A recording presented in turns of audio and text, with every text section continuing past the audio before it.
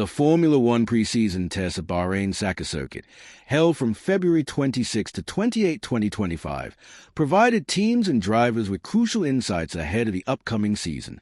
Over these 3 days, various teams showcased their strengths, while some controversies and unexpected events unfolded. McLaren's dominance. Reigning champions McLaren emerged as a team to beat during the tests. Lando Norris topped the timesheets on the first day with a lap time of 1 minute and 30.430 seconds, closely followed by George Russell of Mercedes and Max Verstappen of Red Bull Racing. Ferrari's Charles Leclerc secured the 4th position, highlighting McLaren's strong performance. Ferrari's close pursuit.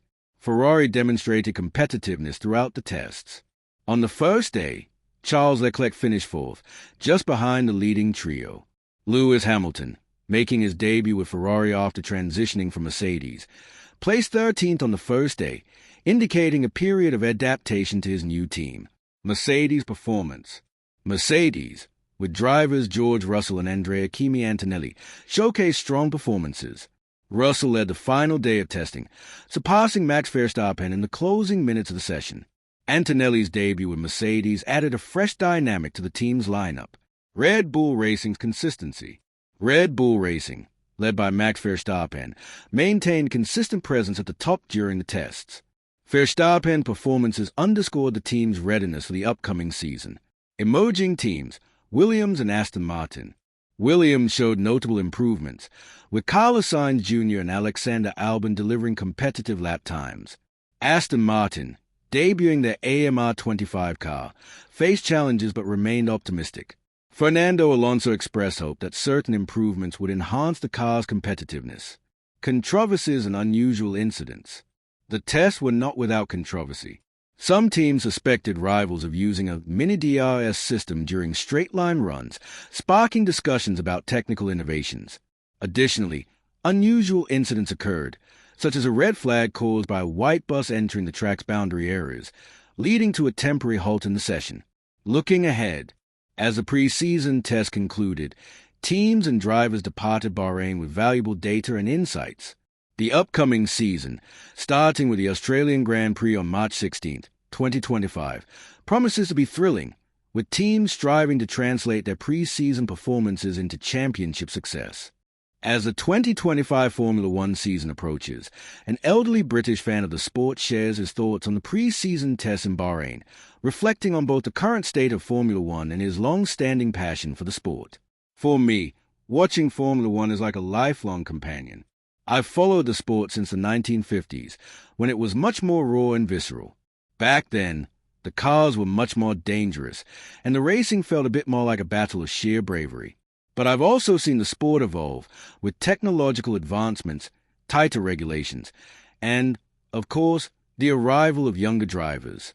When I look at today's testing in Bahrain, it's both exciting and, at times, a bit overwhelming.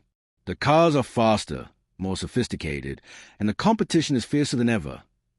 McLaren seems to have found something special with Lando Norris at the helm. I've always admired McLaren's engineering, but they've never quite been able to challenge for the title in recent years.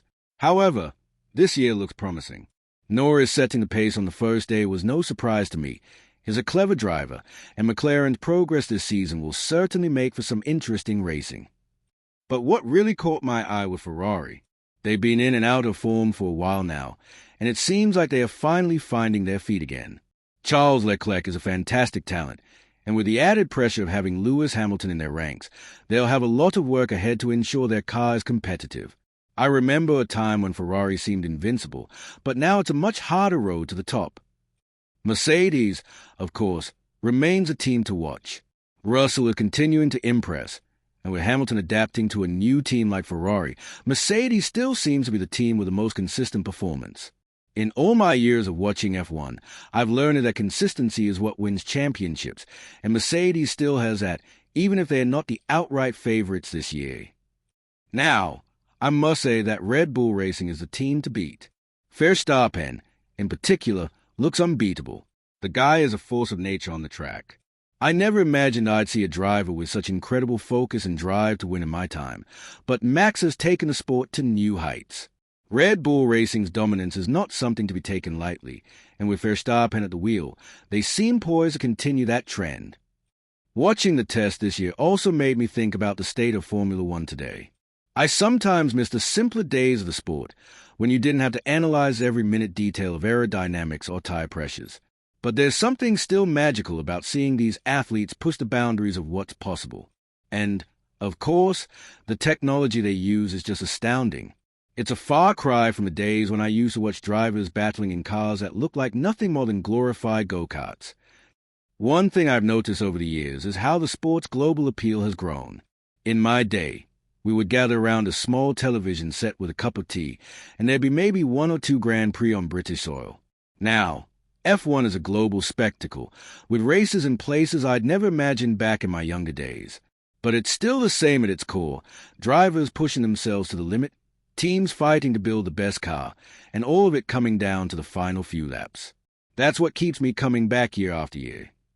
So, as we look forward to the season ahead, I can't wait to see what unfolds. The tests in Bahrain have given us a glimpse of what's to come, but the real excitement is in the racing. There's nothing like the thrill of the first few laps of the season. Who's going to be on top? Who will be the dark horse? And will the young guns like Norris and Leclerc be able to challenge the established champions like Verstappen? That's the beauty of Formula One. Anything can happen, and that's what keeps me watching season after season. Lando Norris has always struck me as one of the most promising talents in Formula One. I've been watching the sport long enough to know that talent alone doesn't win championships. There's a lot more that goes into it, like consistency, timing, and, of course, the right car. But what I saw in Bahrain, with Norris at the top of the timesheets, tells me this is a season where he might finally make the leap and challenge for the title. What really impresses me about Lando is his maturity behind the wheel. I remember when he first joined McLaren, a young lad with a lot of potential but still finding his feet. Now, after a few years of experience, he's clearly grown into a driver with the right balance of speed and intelligence. He's not just fast, he's clever in how he manages his races, picking his moments, and working with a team to get the best out of the car.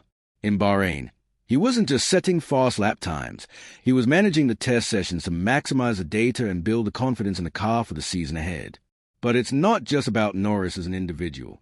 McLaren, as a team, is on the up. 4 years.